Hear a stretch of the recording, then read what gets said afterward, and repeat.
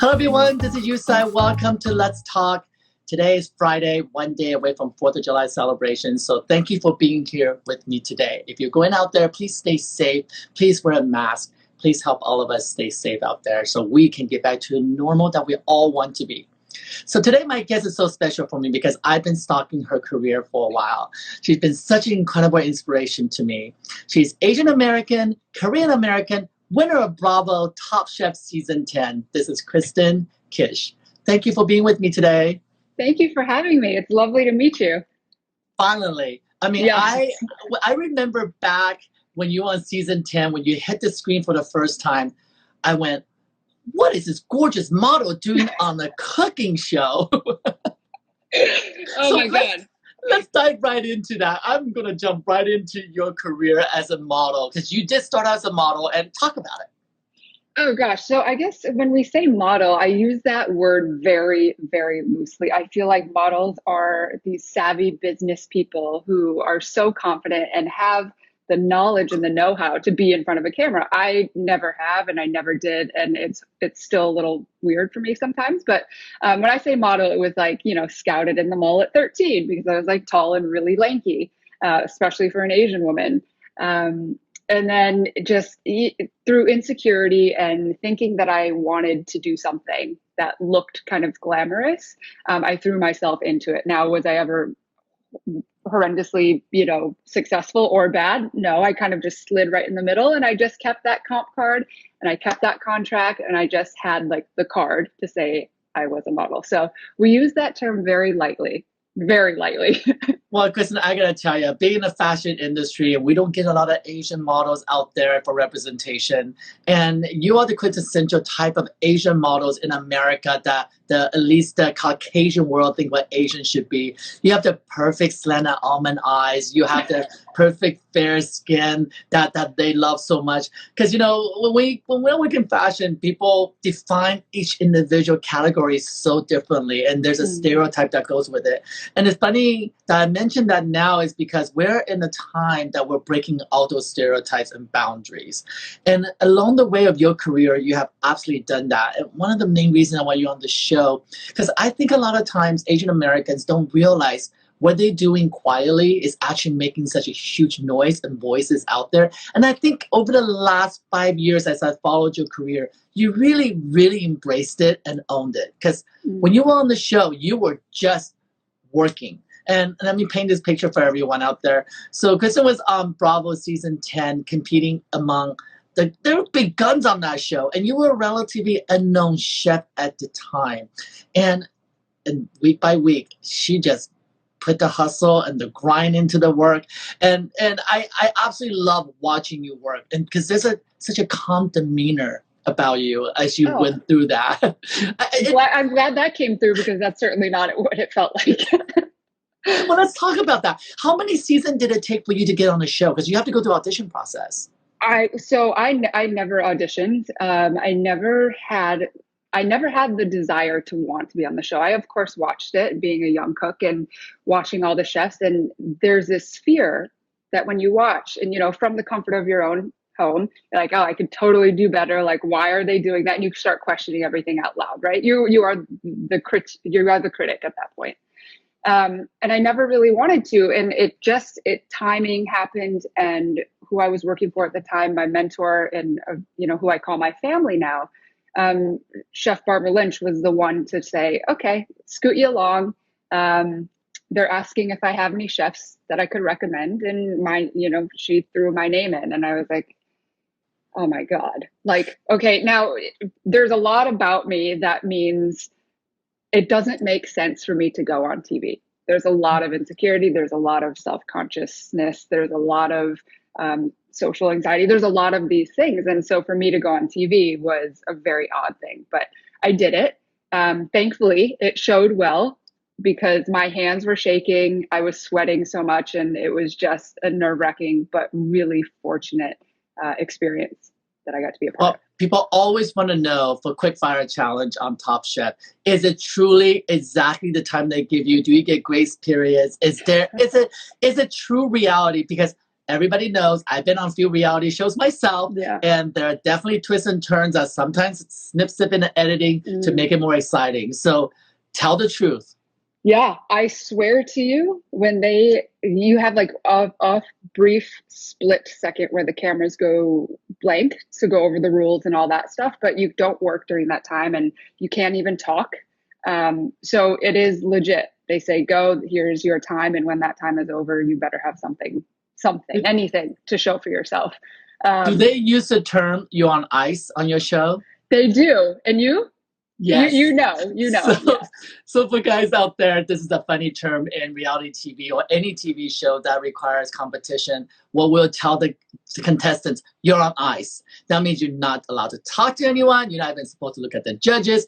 And on Top Model show we're on, and so much so we have the contestant actually have to turn around and not see the preparation, what's happening. So what you get to see on screen truly, it's only a fraction of the stress level that you guys were pretty much in prison, right? It's difficult. It is hard. There's a lot of, it's an experience that I've never had before, and one that I probably don't need to have again.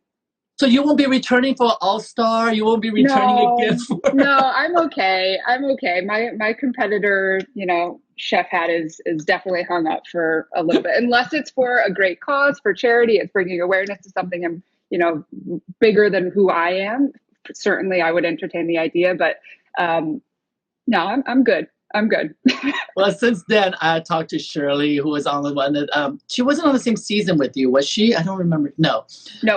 And Melissa King, who won this year, is coming on next week to speak to me as well. And Mei Ling's coming on to speak. And the reason I'm having all these chefs, as you can notice, that I've been bringing on Asian American chefs on the show because I'm champion for an Asian American episode, just to have an Asian American challenge. Because, we need to celebrate the food that we make in Asia. And it's all such a broad spectrum. It's not just Chinese food, Korean food. The fusion, the crossover is so important to be educated and celebrated in our industry. And what I love about you, and a lot of people probably don't know, that you're adopted. You're adopted and raised in a Caucasian home. Yes. And how was that for you? I think I didn't know any better. And, I was adopted at such a young age, at 4 months old. So I was born in Seoul, and then I flew from Seoul to Detroit, Michigan, and drove across the country to where I inevitably grew up, which was Grand Rapids, which is the west side of the state. Predominantly, white neighborhood, but certainly we did have a lot of diversity in my school systems and even in my neighbors and everything like that. So I wasn't completely sheltered off from people that look like me, or just really anyone that wasn't white. But I guess I didn't know any better. And it's just, I've always said that I was really, really bad at being a Korean. Like I forgot. And I struggled with it a lot. And there's some things that I still continuously question about myself. But for the most part, it was my life. And I don't know anything outside of that. So it was a very, very normal upbringing. But it's interesting is that because, I grew up in an Asian household, aunties and grandmas, and everybody's always trying to, and they do their best at continue to educate us as we in the United States to hold on to your values of Asian values and Asian traditions. How did your family, your parents, able to help you go through the cultural integration into the world of non-Asians? Well, I think for a long time we didn't realize that I looked different. You see white parents with a little Asian baby and it's like the cutest little thing, right? Like clearly I'm adopted. There's no questions. I'm not biological. But as I got older and my mom realized what it meant to introduce people that look like me. So she is now retired, but she was a school teacher for 39 years, I think. And so she had access to foreign exchange students. And so she would oftentimes invite these Korean foreign exchange students into our home, and they would, it wouldn't be like a lesson in Korean, but it would just be putting the two people together. So I had someone to look at and to say, okay, wow, this is really interesting. I went to adoptee summer camps to meet people that were also like me. And she would read me the Korean Cinderella, and we would go to the one Korean restaurant, which was like basically just Asian restaurant, in our hometown. And so it never really struck me as this intentional effort. It didn't hit me yet. And it wasn't until much later on, until my adult years, that I realized what she was doing and how important that was. And so, how did you start taking on that responsibility for yourself to learn about your culture and wanting to learn about your culture, right? Because and on the flip side of it, for somebody who's an immigrant like me, we actually try to become you, which is we're normal, right? We blend in. We're no different. You're not seeing what I'm seeing in the mirror because I think I'm white, so I can be with your community, right? But you kind of just melted into that space as you were adopted and grew up in that space. I think it's such a fascinating place to be. So I see such a weird dichotomy because here we are, a lot of the Asian immigrants are trying to find that balance with you, but ultimately we'll all end up at the same finish line, and that is trying to figure out who we are and most importantly, embrace our color, right? Embrace who we are. And what was it ever a pivotal moment that you remember? I'm Korean American. I need to learn about who I am and that process. It happened a lot later than probably what some are expecting to hear. It really wasn't until Top Chef, because what ended up happening was I was always this kid that I knew I was Asian. I knew I was Korean, but I also did want to fit in. And so like I got colored contacts. Like I looked in the mirror and I always thought I looked so plain, and I just wanted something to feel different. And meanwhile, I couldn't have looked any more different than my family. So, but I'm doing contacts, and eventually like the tattoos started happening and trying to cut my hair in different ways that made me feel different. And then Top Chef happened. And so what ended up happening was once I went on TV, it was the community, whether it be our LGBTQ community, our Asian community, adoptee community, whatever it might be, those communities started reaching out and saying, oh my God, you're one of us. And I was like, oh my God, I am one of you. And so it was like this moment where I was educated and given permission to be me by way of the people watching me on TV, which was such a weird thing. So I learned far more than anyone probably learned just watching on TV about me. I remember there was a particular challenge on your season that everybody was questioning whether or not you make Asian food. Yeah. And that wasn't part of your repertoire. You were classically trained, and you were not making egg rolls and fortune cookies on the side as a quick fire challenge. No. So there was a challenge I remember at the very end. They threw you Asian food as your challenge. And I was like, oh, ooh, they really got you there. And that was like, for me, a moment I would go, this is a teaching lesson moment, isn't it?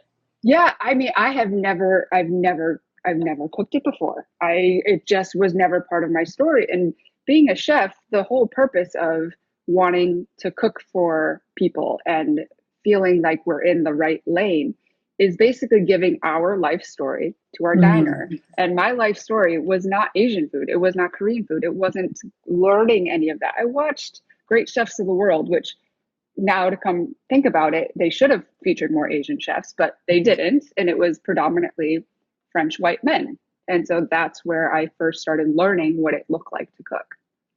Yes, absolutely. And I had Padma on the show recently, just last week, and we were talking about her show, Taste the Nation, how important it is to actually celebrate the immigrants, to realize that there's no such thing as American food. It was all immigrant driven. And there was an episode on there about Chinese food. I told her, I'm Chinese. I done a cooking show in Asia. I traveled through Taiwan. And yet on that show that she featured, I learned what chop suey was, which I'm still very confused what that is. Yeah. I'm still very confused because I never had it in my life. And then how the Chinese food culture has evolved and changed through the women, the custodian of the recipes that passed down from generation to generations. And I say that because when we look at you are a phenomenon of your own when it comes to that. You didn't have that, oh, my grandmother passed down this recipe to you, and therefore you're going to make me a kimchi burger that I never had before because you're Korean. Because that's what we do, right? That's how we think. I talked to Chef Jet Teely as well. He's like, oh, my God, I'm French, like trained, and so did Ming Tsai. It's like, I'm classically trained in France, but I'm making Asian food, because somehow, somewhere in our DNA, it kind of merges and it comes up and it overtakes you. So I wonder when that kimchi dish and that amazing, Korean dining experience going to come from you. That is hard. That is a hard question to answer, because it's not that I don't want to learn 100% about it. It is a bigger story, and it's opening a can of worms, really, that is far beyond just cooking for me. It means I haven't gone back to Korea. I have these roller coaster ideas of when I feel like it's right and if I'm personally ready.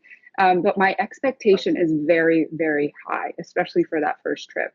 People are like, well, just go and just explore and eat the food. And I'm like, but you don't, there's so much more built into me that I need to figure out, that just going to explore the food feels like I'm doing a disservice to the first 4 months of my life, which is, exploring what my life could have been, what it could have looked like. If someone gives you up for adoption, it's primarily because they can't take care of you or because they don't want you. So the life that I would have had would have been far less fortunate, I think, than what I currently have now. And so that means exploring that side and going to the orphanages and giving back to those kids that it was me in that little crib amongst, I don't know how many other babies, and giving back in that sense. And so that is what my first trip needs to look like. So I think until that happens, I feel unworthy of saying Korean food is my story. Wow. And that's something I'm dealing with on a daily basis. Well, as a producer of the show that I'm on, I'm offering an opportunity now, because what an amazing story. That's going to be Street to Kitchen South Korea. We're going to go together, and I will hold your hands. When you cry, I'll cry with you. We can visit. Mike, I have chills, because truly it's such a beautiful story to be told. And when you're ready, I know that so many of us can relate to it, and so many of us will be champion and be with you and go through that journey together. It's personally, I can see it already. Yeah. So I remember I flew through, I forget where I was flying, but I had a layover in Seoul. I was flying Korea Air from New York to wherever I was going. And I had a stopover in Seoul, and it was like 2 hours. And I tell you, just even from that, getting on Korea Air, seeing the flight attendants that look like me, which is something that I feel like I miss a lot. And then stopping over and just knowing that I was there was incredibly overwhelming. And I almost just wanted to get out right away, because I was like, if I'm not going to do it, I don't want to be here. So, I mean, there's a whole bag of stuff that needs to be unpacked within me in regards to all that. But take your time. Yeah, take your time and take your journey slowly. Yes, I think I just also need to stop overthinking it, right? Well, it's interesting, because I don't know if you had the opportunity to see the show that I did. Well, a big reason I did that show, because a lot of people know me on America as a photographer and being on the show, top model show, as a main judge, And my stories on my father immigrated our family to the United States in Terre Haute, Indiana, in the middle of nowhere, middle of America. And the only reason we went there because our uncle had a Chinese restaurant, and my dad was a photographer in Taiwan and never was able to get that kind of work here. There's a language barrier. So washing dishes, learning how to break down a chicken and cutting up broccoli and serving broccoli and beef and compound chicken every day was how he's going to put food on the table for the family. And as a good Asian boy, we get dragged into it during the summer, because there's no summer camp for us. We didn't, we didn't speak English anyway. So what summer camp going to do for us? So we get dragged into the kitchen. My brother and I would then learn how to work around the kitchen. And that was a story that was so important to me that I want to tell outside the fashion world. At the same time, I had yet been back to Taiwan over 20 some years. Oh, wow. Really? And I have really bad memories of Taiwan. When I thought about Taiwan, my skin would crawl and I would have nightmares, because I was one of those kids just did not belong. I went from school to school. I was kicked out of every school. And then my mom would put us in private school, and I would get kicked out of private school. She's called every day to every school I'm in to take me home. I was just too rambunctious for the culture. Wow. You're just not supposed to ask questions. You're not supposed to say why. You're just supposed to do. And for me to go back it was a big deal. And I said, if I'm going to do this show, I'm going to go back. I wanted to be a journey on my own term. And like you said, so I traveled from the south to the north, because that north is where I live in Taipei. So we traveled from the south so I can learn about the culture, about the people for the first 2 weeks of filming all these amazing food that's been passed down for generations after generations. So it's kind of like my warm up, you know? Yeah. And then by the final episode, I took my mom on the show with me. We visited my grandmother. Bless. Goosebumps. Yeah. My grandmother is 100 years old. She has lost a lot of memories. You see now, she once in a while remembers me, once in a while just don't remember who I am. But we took her back. We took her back on the walk that she used to walk me to school when I was a child. And wow. It's very, very emotional for me because I haven't seen her forever. And my memory of her wasn't the most fondest because they were very disciplinarians back then, just to say, I was getting my ass kicked one way or the other in school at home. And so for my mom to walk on that campus, we went back to my school. We walked together, filmed back to school.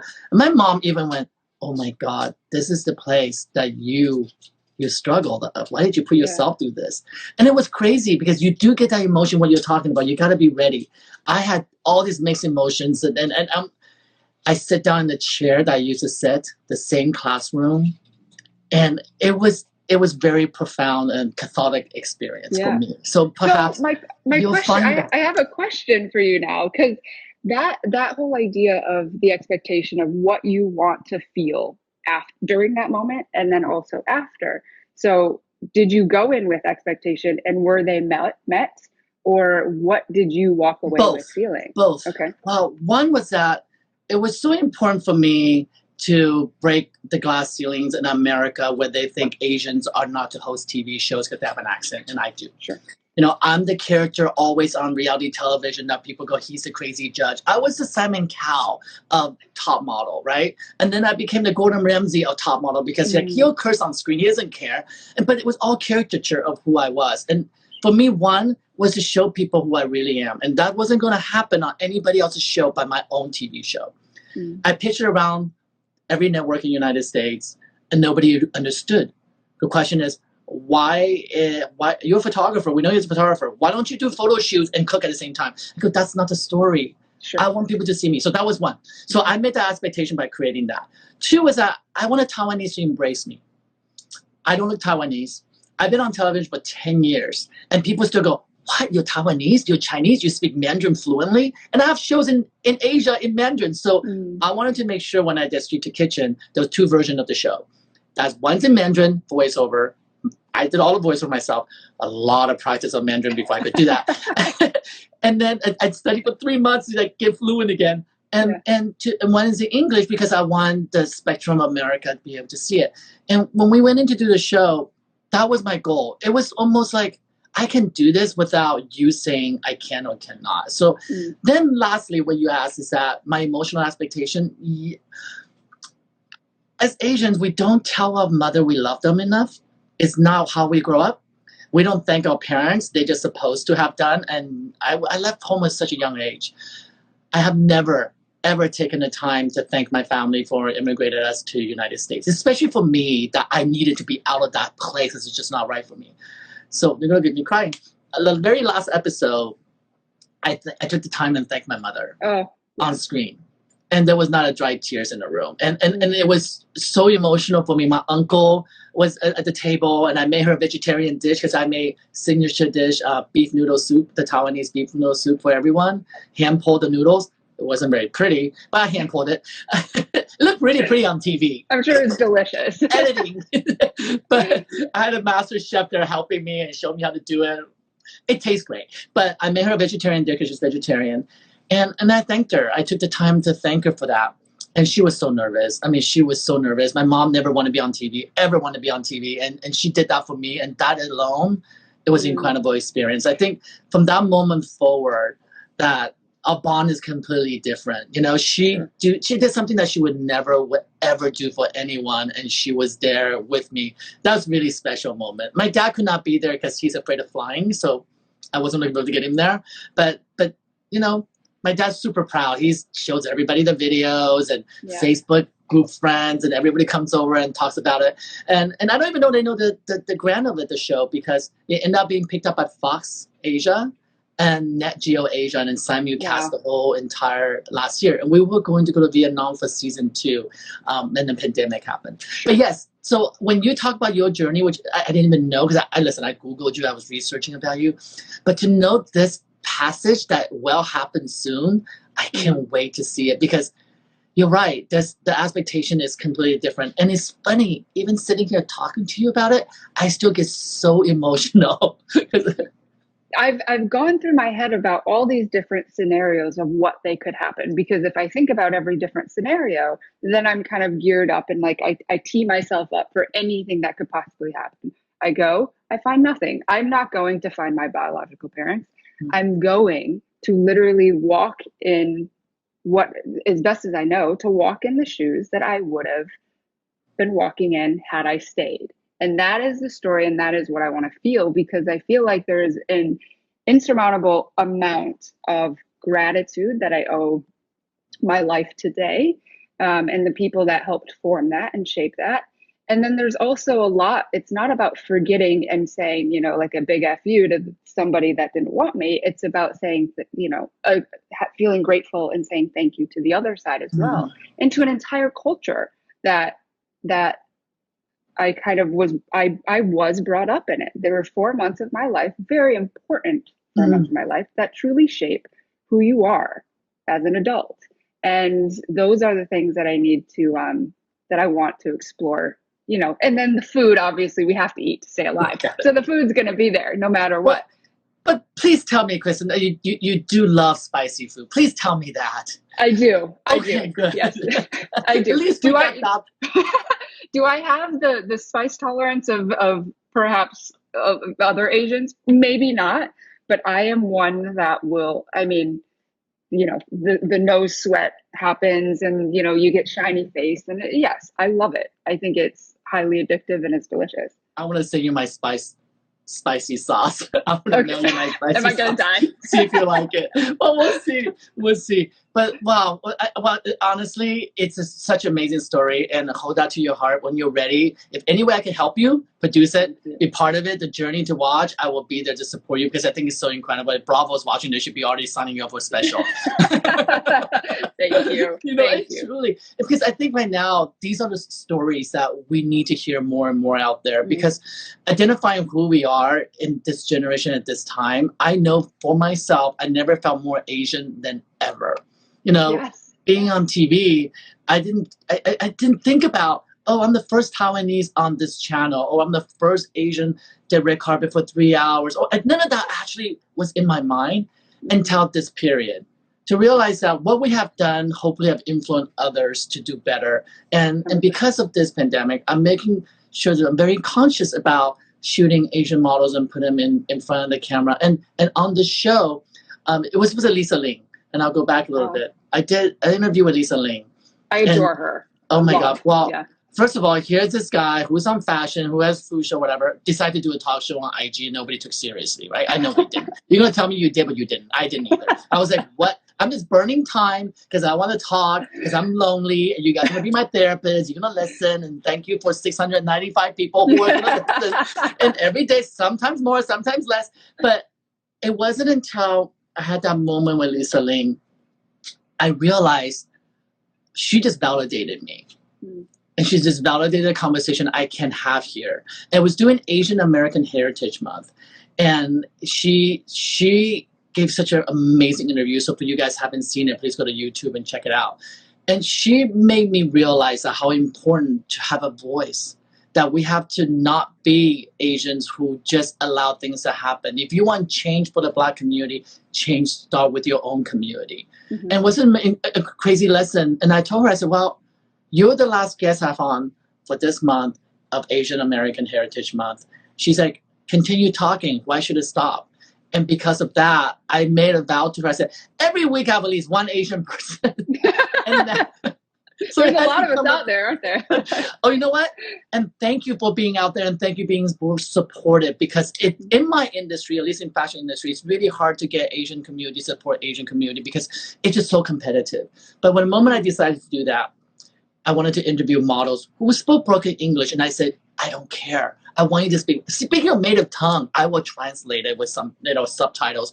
I want people to see that we all come in different walks of life. I did interview someone in South Korea, the model that went home, somebody in Asia, and it was so refreshing to look across the room and see someone that has the same aspiration as me and able to say, you can do this. It's possible. And you were doing that. And Lisa Ling was doing that for me. Lisa Ling was the one person I looked at. I want to be her when I grow up. I want to be as smart as her. And what word did she just use? I mean, look at the dictionary. I'm good with my SAT, but not like that. but then when I get to see Top Chef, and I told Pamela this as well, is that I thank her because it's one of the cooking show that really did embrace LGBT community and really embrace the Asian community. And look how many Asians won Top Chef, guys. Isn't it crazy? Isn't it crazy? I love it. Yeah, it's absolutely amazing. And you're like, there's like, I personally never realized how many Asian American chefs there were, let alone ones that are wildly talented on television, along in competition, along with all the other different layers that it takes to be successful on that show. I remember, speaking of Padma, I remember on the very first day, so you have all the chefs line up, and she goes down the line and she's like, what's your name? How are you? Where are you from? Blah, all that stuff. And so she gets to me and she said, so where are you from? And I was like, I'm from Michigan. And she's like, no. Where are you from? And I was like, Michigan? And so I was completely 1000% genuinely baffled by the question. She was like, no. You got some color in you. Where are you from? And I was like, got it. I am Korean. And so that was I need people to call it out for me. Not because I'm ashamed of it, not because of any other reason, except for I did not grow up with other people that really look like me in a household that looked like me. And so it was pretty amazing. And so, when you say about putting people that look like us in front of the camera to talk about whatever you want to talk about, it really is a therapeutic time. And it's something that is really powerful that I never really thought about it needing to be that way. You just think of you go along your life and things happen. But it is so important, absolutely important. If I didn't reach out to the food community, or if I didn't think about it, I would not have been aware how many Asian Americans are in the business. And when you think about it, there's a lot of Chinese restaurants out there. But in the world, the elite, the Michelin star restaurant, I interviewed the owner of Anaka, Nikki, and she was my first Michelin chef. And I have to tell you, in the very beginning, when I reached out to them, they all look at me like, why would we talk to you? What do you know about food? And then it becomes me writing a whole dissertation, an essay. This is why I was born. Here's my bio. By the time I finished my 3-page bio with links that they can see what I've done, and then the gateway started to open. And the very first chef that gave me a moment on the show is Yu Tsai. And of course, I guilty him into it, right? I'm like, you have the same last name as me, so I'm going to tell people that you're my uncle and you're not supporting me. It was incredible. It was incredible. But what I learned from it is this. It wasn't just about the Asian community. It was about the food community. And I want to talk about that with you. Is that how incredible is that during any type of crisis that happens, chefs, food are the first people arriving and to take care of business, to make sure people are fit. Before FEMA even arrives, Chef Hosea is already out there, right? Yeah. Chef, I want to know, how has that been for you, and what have you been doing during this time? Because you have a restaurant as well. Yeah. And it's a pause. I remember reading it on your Instagram. It's kind of at a pause. But how do you cope? Where is this amazing DNA that's in every chef I've talked to so far, that they are making sure other people are not hungry before they think of their own restaurant? You wouldn't choose to, we don't choose to be chefs and to go into the food business as this, yes, we love to cook for ourselves, but without an audience and without diners and without feeding people, we no longer have that pleasure. I could cook myself the most glamorous meal and get zero pleasure out of it, but you put one person in front of me that I'm doing it for, all of a sudden things change. And it's the language of love is food, and it's the language of love, language of service and giving back in that sense. And so you can do it without talking. You can do it with I mean, for the most part, pretty dang silent, and just kind of go into your head and just start cooking. And for us, it feels like a very easy way to give back is to feed people. No one should be hungry. And I think, we closed the restaurant in March. It's in Austin, Texas. We closed the restaurant in March. It is part of a larger hotel. So we are the main restaurant within the hotel. The hotel has since opened, and we're looking forward to getting back in there. But in the meantime, I'm currently in New York City. In the meantime, it's about paying attention to what people are saying. And thank God for social media, which is sometimes a major downfall. But I've learned an incredible amount of different organizations. And so, how to best pair what I love to do, which is food, that intersects with someone else, another small business or something that loves food, and how we intersect to then give back to Black Lives Matter, to give back to the queer community, to give back in the Asian community, the adoptee community, whatever it might be. How do we then give back? And, I'm starting with, so I got to give her a shout out. Chef Millie Peartree is doing this amazing initiative for kids in the Bronx. So obviously when this pandemic hit, a lot of kids who rely on school meals no longer have food anymore. And that's absolutely devastating. And so she started Full Heart, Full Bellies, where she makes meals for kids in the Bronx. And bless her for spearheading this. And just, the amount of work and pushing that she has done is incredible. So I'm going to start volunteering with her, and starting Monday morning is my first day, and going, just trying to give back in the ways that I know how to give back. And that is, again, servicing people through food. Partnering with Nuna's Ice Cream, which is a Korean woman-run business, creating an ice cream flavor. Part of profit goes to a charity of my choice, which I chose Marsha P. Johnson Institute, which is Black trans community in support of. So it's trying to figure out what we all love to do, how we love to give back, bringing in one or two other people who also want to do the same thing, and figuring out how many different arms you can reach and how many different people you can reach with just a couple bodies of people. It's solidarity. It's like it's the time that we really do see people coming together. And I began to feel that a few weeks ago when the guests are flooding in and saying yes. When I contacted you, you're like, of course I will be there. I want to, and I think that's what is so special during this time, even though it's such a turmoil, but we are finding people that we have alliance with, and then people that greater the power. For me, especially when I've been on here for a while and I have quite a following, and I actually now reaching out to chef of color on purpose because they don't have a voice in our community in our food.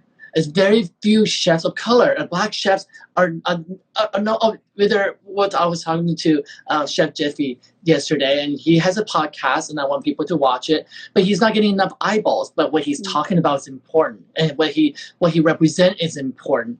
And I had this long conversation with him. He goes, I just want to change the conversation. When you look at a Black chef, that we're not just going to make you grits, and we're not just going to make you Southern food and fried chicken. I want to be able to have the same conversation as every other chef that's out there. Why is that when you look at me, you don't think of me as a French cooking? So I invited him on my show. I said, listen, take over my platform. You can have all the millions of followers, whatever followers I have, and talk about what you want to do. And we're going to do that in a couple of weeks. And that's what excites me now. I think, we're learning in such a fast speed. This is like remind me back in high school that you take those speedy SAT classes so you can cram it in 2 weeks and get a perfect score. I feel like that's where we're at right now. We're literally just learning each day and changing and pivoting each day how we can be a better person. And even having a conversation with you today, learning about what the culture, identity, how important that is, that allow you to have your own time and own space to explore that, how important that is. Because I've been going through this back and forth. How do I make sure that Asian representation is known? Because for a while, I just work and go, I'm working. And now I want people to know I'm working because I'm Asian, because I realize how much influence that can be on other people. And especially, I applaud you for being such a supportive and loud noise in the LGBTQ community. And that's something I'm really bad at. And I'll say this now and I'll say this publicly, is that because I have a lot of show in Asia and there are a lot of conservative countries in Asia that I don't live loudly, and not my personality anyway to wear a bandana or a rainbow flag. It's just not that I don't celebrate it. I am openly gay and everybody knows that, but I've never took that as my part of my voice. And God, I can tell you, through this time and through Pride Week and through Black Lives Matters, I'd be proud to wear a rainbow flag any day these days, you know? And that's something by watching what you're doing, because for Asian people, we worry, oh, what's mom gonna think? Or what's mom's friends gonna think? Are they going to judge her because of me? I still have that, right? I still go through that and think about that. But luckily my mom has two gay people in her daughter is gay and I'm gotta gay, start so somewhere. Yeah. we kind of beat her on the numbers. but she, you know, she embraces us and loves us always. And but be able to actually go, okay, I can live fully, 100% fully, not just the Asian American with LGBTQ community. And that's something that I've learned this week, and how important that is to be able to share that loudly, because there are a lot of people still go through that, don't have the luxury of being able to just live and be, you know, and it's fierce. I'm with the trans community. We see what's going on with the trans community, as we have seen 20 years ago with the gay community. They're going through the same thing now. And so thank you for being such a positive force and doing work that support that cause. And we need more and more of it. Well, I think we are all in a position now where we're self-reflecting, where we're switching the lens and magnifying the lens on ourselves and the people around us and the people that are, you know, 8 degrees of separation around us. And now we're all in a position to be a more exceptional student, to be, we all have the ability to be a teacher. And it's about, you know, whether it be an audience of 1 or a million, it doesn't matter. As long as you are saying something worth saying, something good, something that brings change and conversation, you know, it's all got to start somewhere. Because I was always in this position where, like, well, if I can't change the whole thing, like, where do I start? I would get so overwhelmed with all the different things that had to change. And also living in a bubble, which I realized that I was living in a very bubble life of my own, that I also didn't recognize of all the things that were also going wrong until you really have to expand and do the work to learn about it. It's not going to just fall in your lap. We got to, like, do the research, take the time, and have conversations, right? That educate us all a little bit more. And so, you know, at the end of the day, like, I used to think it was okay just being me. Like, it's good enough. Like, I'm covering a lot of different bases here as a woman, as a chef, as being gay, as being adopted, as having all these, you know, issues and struggles that I carry to this day. But that's not enough anymore. It's about talking about it and pushing forth for all the things that really matter for not just me and the things that I stand for, but all the things and for the people around me as well. So I think we're in a position now to really just, like, push it forward in ways that we've never known. I love that. It's so beautiful because, you know, somebody asked me, so are you going to run out of topic? Let's talk. And you interview all these people, you're going to run out of topic. And I go, you know, no, because there's one commonality of all the people I invite on the show is that whether they've inspired me or whether they're doing something incredible. And I just want the opportunity to say thank you to them face to face, because you don't know what you do until somebody tell you you're doing it, that affects them. It's accountability. And I think that's so, so important. I had a conversation with somebody the other day and told me, did you know that your work is celebrated by Black kids and little girls or Black girls that look at your work because you photographed Janet Jackson? That has so much impact on them. I was like, what?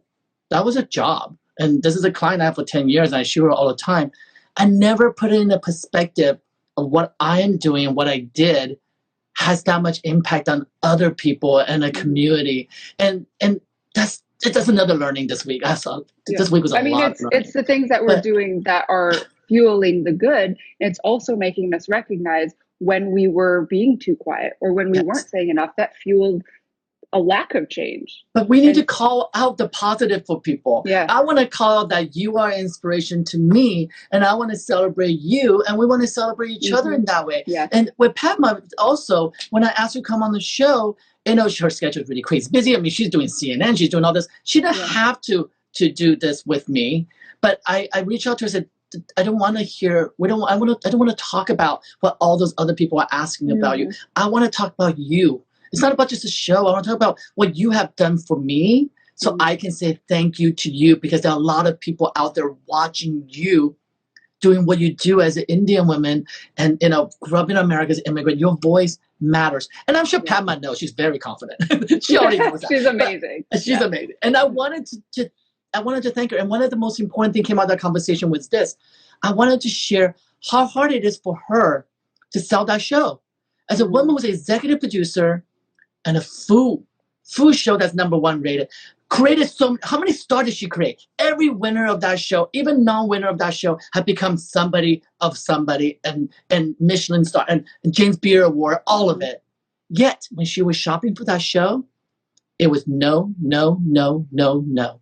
Yeah. Until she told me that when Hulu called, and they had a Zoom call, and when she got the show, she says, no surprise to you that majority of person on that Zoom call were women. Mm-hmm. And that just breaks my heart.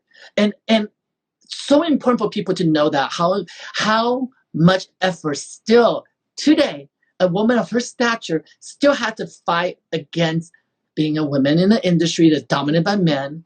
And why is it that we don't have I'm going to say this, and Shirley, for example, I love Shirley so much. I love her cooking, and she has a restaurant here. She's like my sister now, as I talk to her, we interview each other.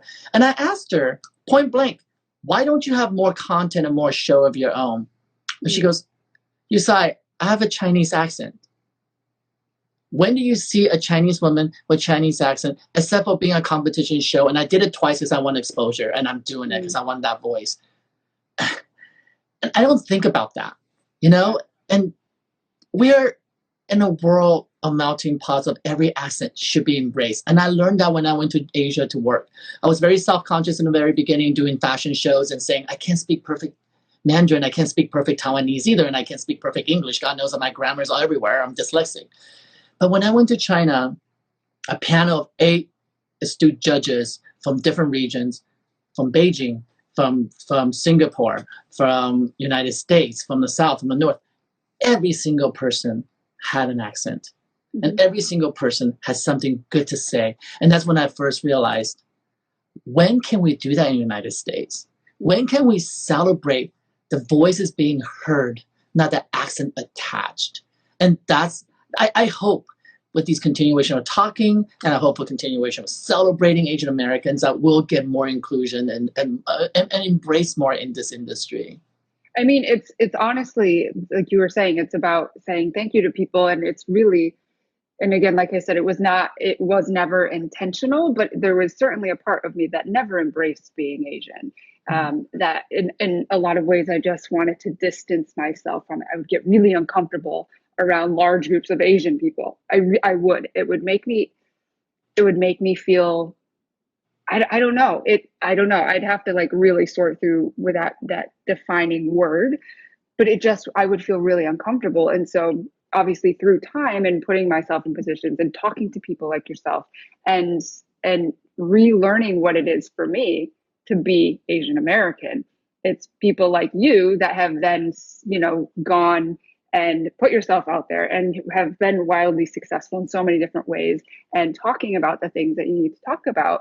And it really is important. It's important for me to talk to people like you, and have conversations with people like you, and not Thank just, you. It makes me feel more comfortable in what used to make me feel uncomfortable. So thank you for that. Well, thank you for taking us on a journey today with you, and I'm so proud of you. I'm so proud to have. I'm so proud of you. truly. I mean, look, I'm actually sweating talking to you because I'm so excited, and at multiple level, because you are the crossroad between fashion, beauty, and amazing chef to me. If you look at my DMs when I posted your picture, I have people going, holy crap, she's gorgeous. And I go, Oh. I know. I should never put my own picture next to hers. It doesn't, it doesn't help me You're much. making me blush. I'm going Asian red. You know what? Let's make sure that we do get to cross over our world together one day, whether we're eating together at a meal or simply get you in front of my lens so I can photograph you. So you can embrace your own beauty the way I have embraced you, because you have truly been emblematic of the Asian community. Thank you so much. And thank you for being supportive. Thank you. Thank you. This was lovely. Thank you. We'll do it again whenever you like. If I'm here. You know where to find me. If I can be any way to spread the words of anything that you guys are doing in the food industry, and if I could be anywhere help, even invite your friend, the chef that's working on the project, and be able to put more eyeballs on the situation, please send me content. I'm happy to post. She wants to join me on the talk. She's welcome to, because I gotta put these followers we could use. Yes, thank you. That is really generous, and thank you very much. And I will certainly take you up on that. Until we see each other again. Yes. Be well. Bye-bye.